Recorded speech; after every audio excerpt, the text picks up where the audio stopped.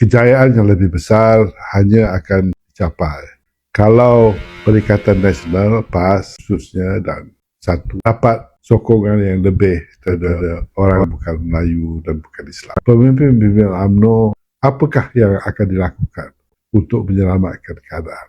Apakah hubungan dengan DAP dan Anwar Ibrahim itu masih perlu? Komen anda, Perikatan Nasional perlu dapatkan sokongan bukan Melayu, bukan Islam juga. Assalamualaikum dan selamat pagi. Mula-mulanya saya nak ucap tahniah kepada Perikatan Nasional PN, PAS dan Bersatu kerana kemenangan yang total, kemenangan yang cemerlang di kalangan pengundi-pengundi Melayu dan pengundi Islam. Ini adalah satu fenomena, satu perkembangan yang bersejarah. Tetapi kejayaan yang lebih besar hanya akan dicapai kalau Perikatan Nasional PAS khususnya dan satu dapat sokongan yang lebih daripada orang bukan Melayu dan bukan Islam. Inilah hakikat politik negara, inilah hakikat demografik negara. Dalam negara kita ada yang bukan Islam, ada yang bukan Melayu.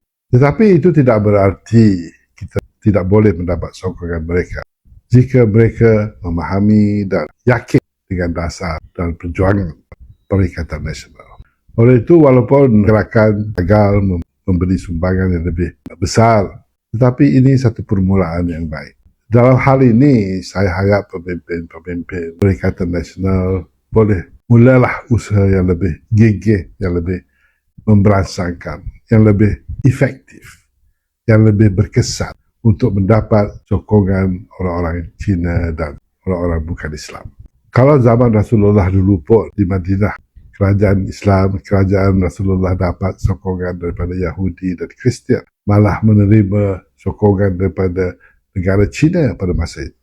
Apa kesusahnya kita juga bertindak demikian, mencari sokongan daripada kumpulan-kumpulan yang memerlukan pembelaan dalam negara ini. Keadilan ini dia tidak ada warna kulit, dia tidak ada kaitan dengan etnik. Keadilan ini diperlukan oleh semua manusia, termasuklah kita di Malaysia. Jadi berasaskan keadilan dan dasar yang baik ini, Perikatan Nasional dapat meraih sokongan yang lebih luas. Itulah cara yang lebih pragmatik, itulah cara yang lebih berkesan untuk masa depan. Kita semua ada ideologi atau perjuangan masing-masing. Ada yang Islamis, ada yang katanya fundamental Islamis, ada yang kata nasionalis, ada yang kata itu dan ini. Tapi apapun konsep perjuangan kita, ia mesti dipraktikkan. Ia hanya boleh dilaksanakan, boleh dicapai jika kita ada kuasa, jika kita melalui proses dalam sistem negara kita. Itu kita tidak boleh lari.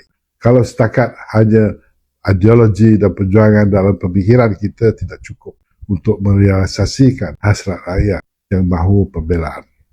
Dalam hal ini, saya juga nak memberi ucap tahniah saya lah kepada saudara Sanusi daripada Kedah, Menteri Besar Kedah yang berhormat. Kejayaan Kedah, Kelantan dan Terengganu, saya rasa sumbangan beliau besar. Semangat Menteri Besar Kedah untuk memberi martabat dan peluang yang baik kepada orang Melayu itu, saya rasa mesej beliau boleh diterima dan sudah diterima oleh orang Melayu. Dan inilah sesuatu yang membanggakan kita. Ada pemimpin Melayu yang tulen, yang mahu memperjuangkan rakyat dan hak yang telah sekian lama dianaktirikan. Saya ingin mencadangkan jugalah, dasar ekonomi Perikatan Nasional mesti jelas.